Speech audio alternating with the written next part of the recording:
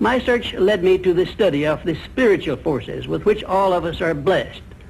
And it was in this field that I came upon a clue which has enabled me to help millions of people to find their earthly destinies.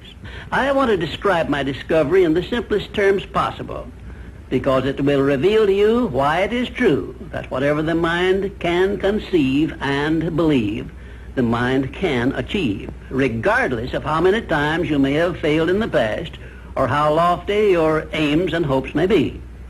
I caught my first fleeting glimpse of the profound law which provides the means by which we may choose our own purpose in life and attain it, while I was being coached by Andrew Carnegie during the organization of the Science of Success philosophy.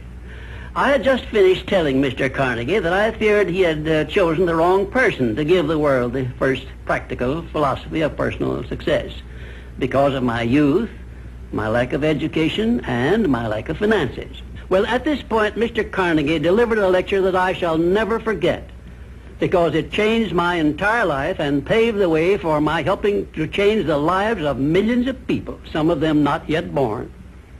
Let me call your attention to a great power which is under your control, said Mr. Carnegie, a power which is greater than poverty, greater than the lack of education, greater than all of your fears and superstitions combined.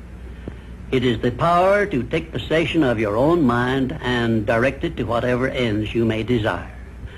This profound power, Mr. Carnegie continued, is the gift of the Creator, and it must have been considered the greatest of all of his gifts to man, because it is the only thing over which man has the complete and unchallengeable right of control and direction. When you speak of your poverty and lack of education, Mr. Carnegie explained, you are simply directing your mind power to attract these undesirable circumstances, because it is true that whatever your mind feeds upon, your mind attracts to you. Now you see why it is important that you recognize that all success begins with definiteness of purpose, with a clear picture in your mind of precisely what you want from life. Then Mr. Carnegie continued his speech with a description of a great universal truth which made such an impact upon my mind that I began then and there to give myself a new outlook on life and set up for myself a goal so far above my previous achievements that it shocked my friends and relatives when they heard about it.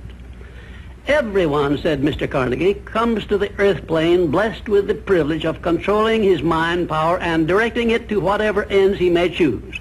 But, he continued, everyone brings over with him at birth the equivalent of 2 sealed envelopes, one of which is clearly labeled, the riches you may enjoy if you take possession of your own mind and direct it to ends of your own choice.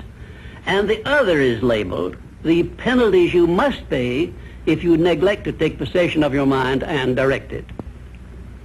And now let me reveal to you, said Mr. Carnegie, the contents of those 2 sealed envelopes. In the one labeled riches is this list of blessings. 1, sound health. 2, peace of mind. 3, a labor of love of your own choice. 4, freedom from fear and worry. 5, a positive mental attitude. 6, material riches of your own choice and quantity. In the sealed envelope labeled penalties, Mr. Carnegie continued, is this list of the prices one must pay for neglecting to take possession of his own mind. 1, ill health. 2, fear and worry. 3, indecision and doubt. 4, frustration and discouragement throughout life. 5, poverty and want. 6, and a whole flock of evils consisting of envy, greed, jealousy, anger, hatred, and superstition. Now, my mission in life is to help you and everyone who needs my help to open up and use the contents of the sealed envelope labeled riches. And the starting point from which you must take off if you wish to write your own ticket from here on out for the remainder of your life, I will describe for you in these simple instructions. 1, procure a neat pocket-sized a notebook, or something on the order of this one here, loose leaf affair. And on page 1, write down a clear description of your major desire in life, the one circumstance or position or thing which you will be willing to accept as your idea of success. And remember before you begin writing that your only limitations are those which you set up in your own mind or permit others to set up for you. And 2, on page 2 of your notebook, write down a clear statement of precisely what you intend to give in return for that which you desire from life.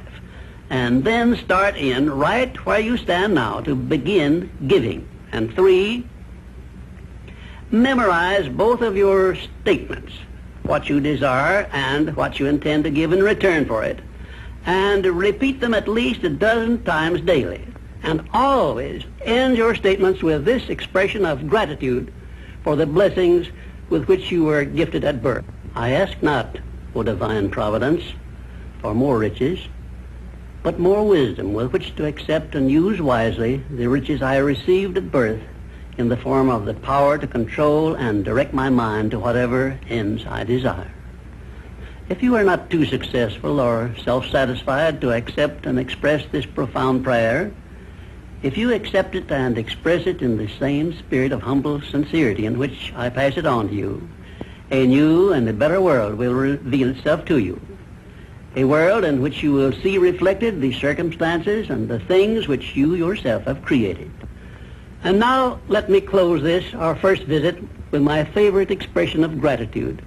O divine providence, I ask not for more riches, but more wisdom with which to make wiser use of the riches you gave me at birth, consisting in the power to control and direct my own mind to whatever ends I desire.